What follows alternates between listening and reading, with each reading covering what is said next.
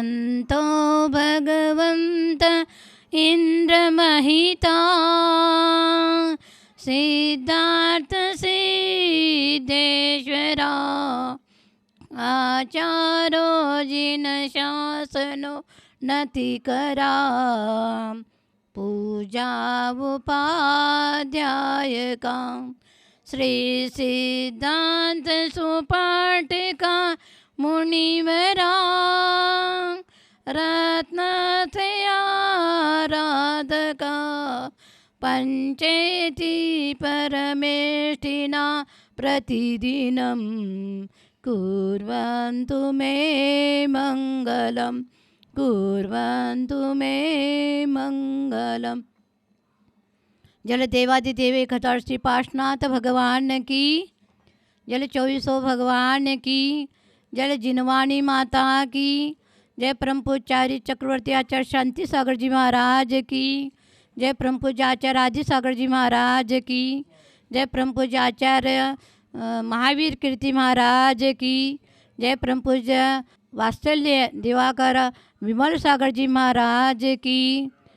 धरती तेरे पद को पाकर बिखरा देती है चंदन, पास तेरे जो भी आ जाता उसका हो जाता बंधन।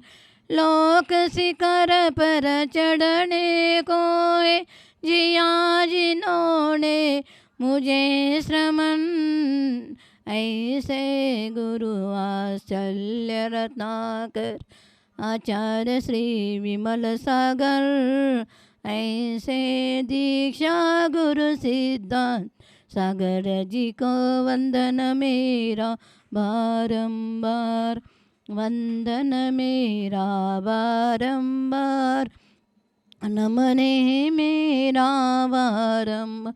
जल और वात्सल रत्नाकर आचार्य श्री विमल सागर जी महाराज की, जय बोलो आचार्य सिद्धांत सागर जी महाराज की, जल 3 काम 9 कौड़मणि महाराज की, जल अहिंसा प्रमो धर्म की।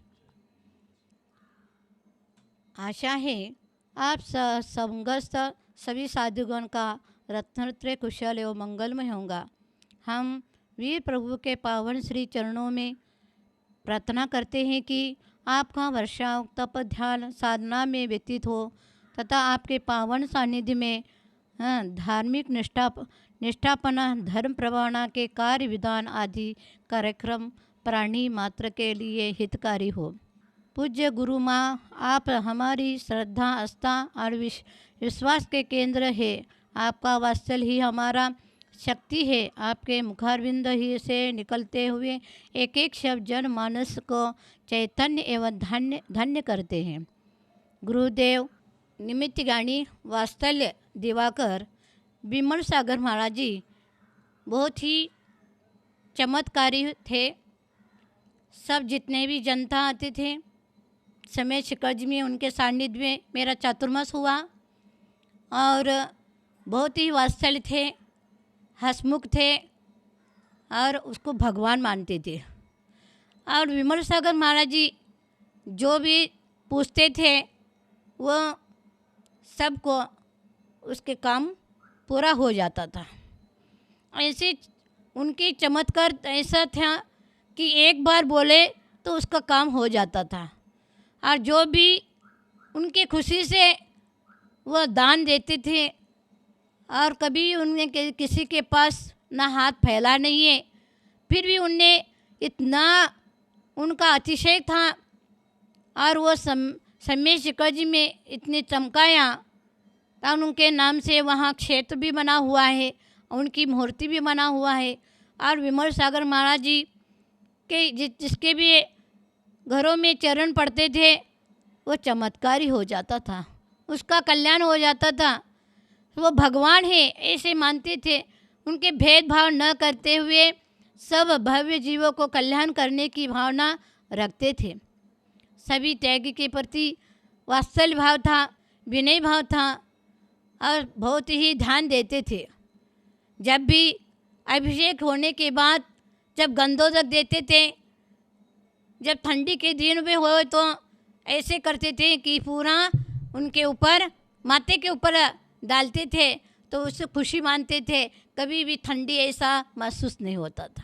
मुझे इनके हाथ लगते ही उनके ऐसे चमत्कार होता था, उसके सब रोग धोग सब विघ्न किसी प्रकार की बाधा नहीं हो रहती थी। इसी प्रकार से भावना को जब भी किसी के साथ बात करना तो हंसमुख से बात करते थे। इतनी उन्हें तपस्या थी, एक उपवास एक आहार, ऐसे अंतिम शुरू से दीक्षा लिया और अंतिम समय तक वो ऐसा ही चलता रहा क्रम। परंतु उनके कभी भी ऐसे नहीं है कि आहार करने की उनका ये लालसा नहीं थी।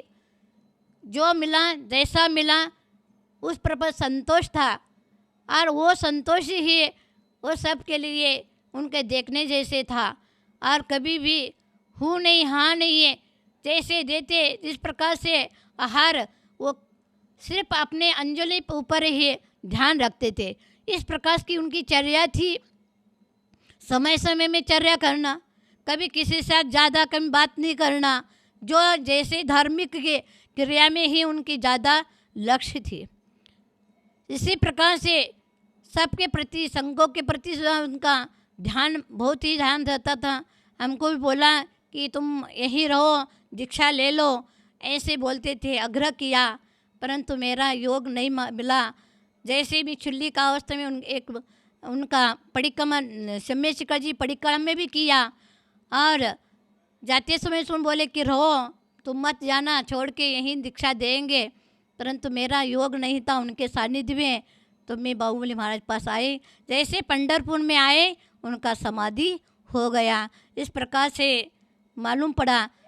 तो ऐसी वात्सल्य थी उनके भावना में, तो हमको भी पश्चाताप हुआ कि उनके सानिध्य में आओ। 4 दिन रहते थे तो उनके सानिध्य मिलता था।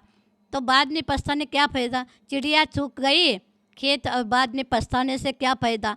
इसी प्रकार से हम बाद में पछताना पड़ा। विमल सागर जी महाराज साहब से मेरी स्मृतियाँ बहुत जुड़ी हुई है। वो मेरे भगवान, मेरे गुरु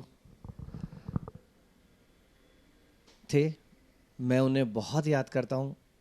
मैं हमेशा मेरे हृदय में वो विराजमान रहते हैं। मैं आपको लेके चलता हूँ 1987 महाराज साहब का चतुर्मास जयपुर में हुआ था और मैं उस टाइम सूरत रहता था।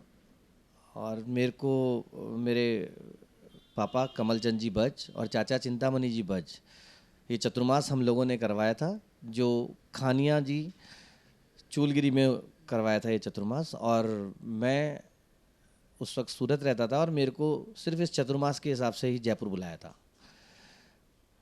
मैं जयपुर आया और सबसे पहले अलवर गया महाराज जी के पास, और अलवर से जयपुर आए। जयपुर में हम लोगों ने 4 महीने का चतुर्मास पूरा कराया और उसके बाद में हम लोग पदमपुरा तक छोड़ने गए और वहाँ जाके ये चतुर्मास का समापन हुआ। इस 4 महीने में मैं पूरे टाइम महाराज साहब के साथ ही रहा। इस 4 महीने और 2 महीने आना जाना, टोटल 6 महीने में मेरी बहुत सारी स्मृतियाँ उनके साथ जुड़ी। मैं आपको कुछ यादें शेयर करना चाहूँगा इस दौरान जो भी बातें हुई। महाराज साहब की दिनचर्या के हिसाब से रात को 7 बजे शाम को वो सो जाते थे और 1:30 बजे उठ के माला फेरना चालू करते थे रात को। और 3 बजे जब सब महाराज साहब, भरत सागर जी महाराज साहब और सब लोग आते थे, तो उस टाइम पे हम लोग भी महाराज साहब के साथ ही उन्हीं के पाटे पे सर रख के सो जाते थे। इतने वात्सल्य था उनमें, इतना वात्सल्य था जैसा अपनी दादी में और नानियों में होता है ना, इतना वात्सल्य था कि वो हम लोग अपने उनके पाटे पे सर रख के सोते थे। और 1:30-2 बजे तक 3 बजे जब महाराज जी वगैरह सब आते थे तो वो पीछे से मार के उठाते थे कि चलो अपने अपने कमरे में जाओ, और फिर हम अपने कमरे में जाके सो जाते थे। ये 6 महीने मेरी ज़िंदगी के सबसे स्वर्णिम टाइम था।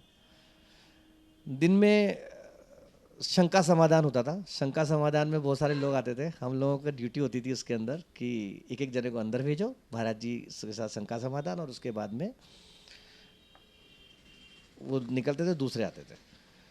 उसमें क्या हुआ, एक बार एक आदमी आया कि मेरे घर में बरकत नहीं होती महाराज जी। महाराज जी बहुत चमत्कारिक थे, मतलब इतनी ज़्यादा उनमें अंतर का ज्ञान था कि एक आदमी ने उनसे कहा कि मेरे को बिल्कुल मेरे मन में मेरे धंधे में बरकत नहीं होती महाराज जी, मैं क्या करूं।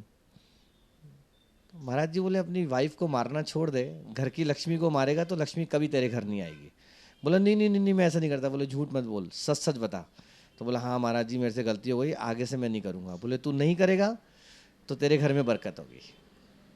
वो आदमी बाहर आके हमसे शेयर कर रहा था बातें कि यार कैसे पता चल जाता है इनको, कैसे अंदर की बातें पता चल जाती है। और उसके अलावा क्या हुआ, एक बार हम लोगों ने यहाँ पे पंच कल्याण भी करवाया था। तो पंच कल्याण में महाराज जी ने कहा था कि 5 विघ्न तुम्हें आने हैं लेकिन ठीक हो जाने हैं। गिन के पूरे 5 विघ्न आए हमारे, और पांचों अपने आप ठीक हो गए। एक लेडी का एक्सीडेंट हुआ, रथ से बच्चा गिरा, बहुत आंधी तूफान आया, ऊपर एक जगह पे प्रॉब्लम आई, ऐसे 5 आए तो पांचों की पांचों विघ्न महाराज जी ने यूं हरे कि पता ही नहीं चला। ऐसी बहुत सारी यादें हैं। ये चतुर्मास पूरा होने के बाद में महाराज साहब सोनागिर जी गए थे। एक बार महाराज साहब के सोनागिर जी महाराज साहब जब गए तो मैं भी महाराज साहब के साथ में एक बार उनसे मिलने के लिए, उनसे उनके दर्शन करने के लिए मैं गया। मेरे साथ में मेरे चाचा के पार्टनर अजय अंकल भी थे, वो बॉम्बे से आए, मैं जयपुर से गया। हम लोग वहाँ गए तो एक जोड़ी कपड़े लेके चल दिए कि एक दिन में मिलके आ जाएंगे महाराज जी से, दर्शन करके एक दिन में आ जाएंगे, कोई दिक्कत नहीं। तो हम वहाँ पहुँचे। एक दिन बाद हम जब भी वापस निकलते थे तो महाराज जी को एक फल देते थे। महाराज जी उस पर पीछे लगाते थे और कहते थे जाओ मेरा आशीर्वाद, और हम उस फल को खा लेते थे। ये हमारी विदाई का एक शगुन होता था। मैं और अजय अंकल गए, वहाँ जाके हमने फल दिया। महाराज जी ने अजय अंकल को फल पे आशीर्वाद किया, बोले जाओ बॉम्बे चल जाओ। मैंने फल दिया तो बोले, मेरे को बोले कि नहीं आज मत जा, कल देखते हैं। हमने कहा ठीक है। कपड़े हमने धोए, पहले वाले को पहन लिए, दूसरे वाले को धो दिए। दूसरे दिन गए, महाराज जी ने कहा नहीं आज भी नहीं, कल देखते हैं। ठीक है, दूसरे को धो दिए, पहले पहन लिए, पहले धो दिए, दूसरे दिन धो दिए। इस ढंग से क्रम चलता रहा। पहले दिन मना कर दिया, दूसरे दिन कर दिया, तीसरे दिन कर दिया, चौथे दिन कर दिया, 5वें दिन कर दिया, छठे दिन ना कर दिया। अपना पेशेंस पूरा हो गया। नहीं महाराज जी इतना नहीं रुक सकता। बच्चे थे, अल्लड़ बना था। नहीं महाराज जी आज तो जाऊंगा। 7वें दिन मैंने कहा नहीं मैं तो आज जाऊंगा, चाहे आप कुछ भी कर लो मैं तो आज जाऊंगा। महाराज जी बोले 2 मिनट मौन रहे, फिर बोले चल ठीक है, लाफ एप्पल दी, आशीर्वाद दिया, जा तेरे फूफा जी आए हुए हैं साथ में, उनके साथ में निकल जा। ठीक है। मैं और फूफा जी हम बाहर आए। बाहर मेन रोड पर हम लोग इंतज़ार कर रहे थे कि कोई बस आए तो हम उसमें बैठ के ग्वालियर चल जाएं, ग्वालियर से जयपुर आ जाएंगे। खड़े रहे आधा घंटा, पौन घंटा, 1 घंटा, 2 घंटा, कोई व्हीकल नहीं आया। हमने कहा अब जो आएगा उस पर बैठ जाएंगे और चल चलेंगे। हम लोग इंतज़ार कर रहे थे कि एक ट्रक आया, हमने हाथ दिया, ट्रक रुक गया। हम उस पर बैठने लगे, हम जैसे ही बैठने लगे तो पीछे से बस भी आ गई। हमने कहा चलो बस आ गई तो ट्रक में नहीं जाएंगे। हम वापस उतरे, बस में बैठ गए। ट्रक आगे निकल गया, हम लोग बस में बैठे। थोड़ा आगे गए, एक जगह बस ने स्टॉप लिया, स्टॉप लेके बस आगे चली। आगे चलने के बाद थोड़ी दूरी पे वो ट्रक हमको उल्टा हुआ मिला। वो ट्रक आगे जाके पलट गया था और उसमें से खून की धार बह रही थी और उसमें अंदर बैठे हुए लोग मर गए थे। हम लोग इतना ज़्यादा डर गए कि महाराज जी इसी चक्कर में 7 दिन से मुझे मना करे जाते कि नहीं जा नहीं जा नहीं जा, और जब मैं नहीं माना तो बोले चल जा संभालूंगा। इतना ज़बरदस्त उनके में चमत्कार था, इतनी वात्सल्य की मूर्ति थे। एक और मैं आपको वाक्य बताता हूँ। क्या हुआ, मैं मेरा सूरत में काम था, तो बीच में कुछ काम पड़ा तो मैंने महाराज जी को कहा कि महाराज जी मैं सूरत जाया हूँ। महाराज जी ने कहा विघ्नहर पार्श्वनाथ बाबा महुआ जाके भी आना। मैंने कहा महाराज जी मैं महुआ जाऊँगा, आपके लिए एक पार्श्वनाथ भगवान की फ़ोटो भी लेकर आऊँगा। बोले ठीक है जा, मेरा आशीर्वाद। हम लोग निकल गए, मैं निकल गया, सूरत पहुंचा। 2 दिन बाद काम वाम पटा के मैं जब वापस आ रहा था तो आते वक्त एक घटना मेरे साथ हुई। खैर वो घटना का जिक्र बाद में करूँगा। मैं वहाँ पहुँचा, वापस जाके मैंने महाराज जी को नारियल भेंट किया कि महाराज जी मैं आ गया, और मैंने वो फ़ोटो दी विघ्नर पाशनाथ बाबा की महुआ वाली। मैंने कहा ये मैं लाया हूँ। महाराज जी बोले सब सकुशल पहुँच गया जयपुर, कोई दिक्कत तो नहीं आई? मैंने कहा नहीं कोई दिक्कत नहीं आई। बोले दिक्कत कैसे नहीं आई, बस तो गया बाल बाल। मैंने कहा आपको कैसे पता, क्यों आमने सामने नहीं हो गए थे? बच गया ना, चल खेल कूद मजे कर। हुआ ये था कि जब मैं सूरत से रवाना हुआ, उस टाइम पे सवाई माधोपुर पे ट्रेन चेंज करके जयपुर के लिए ट्रेन लेनी पड़ती थी, कोयले के इंजन वाली। उस कोयले के इंजन वाली ट्रेन में मैं आगे आगे वाले डब्बे पे बैठा था। जब हमारी ट्रेन रवाना हुई, थोड़ी दूरी पे जाने के बाद बहुत तेज़ सीटी के साथ ड्राइवर ने ब्रेक लगाए और बहुत तेज़ सीटी लगातार बजाई। हम सब डर गए, ट्रेन बहुत तेज़ से रुकी। हम जब उतरे तो पता चला एक ही पटरी पे आमने सामने ट्रेन आ गई थी, उधर से भी आ रही थी इधर से भी आ रही थी। लाइनमैन की कोई गलती से एक ही पटरी पे दोनों ट्रेनें आ गई थी। खैर हम लोग सब बच गए, वापस बैठे और वापस रवाना हुए। ये सारी घटना महाराज साहब ने मेरे को मेरे जाते ही, मेरे बताने से पहले मुझे बता दी। ये चमत्कार था उनका। ऐसे चमत्कारों की श्रृंखलाएं भरी हुई है महाराज साहब की। अंतर्यामी थे महाराज साहब, बहुत ज़बरदस्त वात्सल्य था उनमें। वात्सल्य इतना कूट कूट के भरा था कि कोई लिमिट नहीं थी। हम लोग विहार के दौरान भी जब चलते थे तो कोई भी महाराज जी कहीं भी मिल जाए, महाराज जी तुरंत कहते थे अरे वो वाले मुनि महाराज आ रहे हैं, चलो इस रास्ते पे नहीं इस रास्ते पे चलो, तो इस वाले रास्ते पे अपन थोड़ी देर उनको लेकर आएंगे और उनके साथ में रहेंगे, फिर बाद में अपने रास्ते पे निकलेंगे। इतना वात्सल्य था, एक एक जने के लिए वात्सल्य था। अलवर में जब सबसे पहली बार पहुंचा तो मैं पहली बार महाराज साहब से मिला था, पर मैं जब टेंट में बैठा हुआ था सब जनों के बीच में, उन्होंने वहीं से आवाज़ लगा दी, दिनेश आ गया हो। मतलब ऐसी ऐसी चीज़ें करते थे कि ऐसी ऐसी चीज़ें हम लोगों को लगता था कि ये क्या है। इतना वात्सल्य, इतने अंतर्यामी महाराज जी। अब इस जन्म में अब मेरे को ऐसे मेरे गुरुदेव, मेरे ऐसे भगवान मुझे मिलना बहुत मुश्किल है। मैं शत शत नमोस्तु करता हूँ उनको, शत शत प्रणाम वंदन नमोस्तु करता हूँ मैं। 29 दिसंबर 1994 शाम को 4:27 पे शाश्वत तीर्थराज समेत शिखर पे उनका उद्वरोहण हो गया। वो समाधि में लीन हो गए। वो क्षण हम सब के लिए बहुत ज़्यादा दुखदाई था। बहुत हमारी ज़िंदगी का सबसे खराब में खराब क्षण था वो, जब वो समाधि में लीन हुए। मेरी आप सबसे विनती है, मेरा आप सबसे अनुरोध है कि 29 दिसंबर आप अपने नगर में, अपने शहर में, अपने गांव में, अपनी कॉलोनी में, अपने स्थान पे आप जहाँ भी हैं वहाँ पे 29 दिसंबर में महाराज जी के लिए विधान करें, महाराज जी की पूजा करें, महाराज जी की आरती करें और 29 दिसंबर को शाम को 4:27 पे महाराज जी के लिए नमोकार करें। ये सब आप करें, मेरा आपसे विनम्र अनुरोध है, मेरा आपसे विनम्र आग्रह है। इसी के साथ नमस्कार, थैंक यू वेरी मच।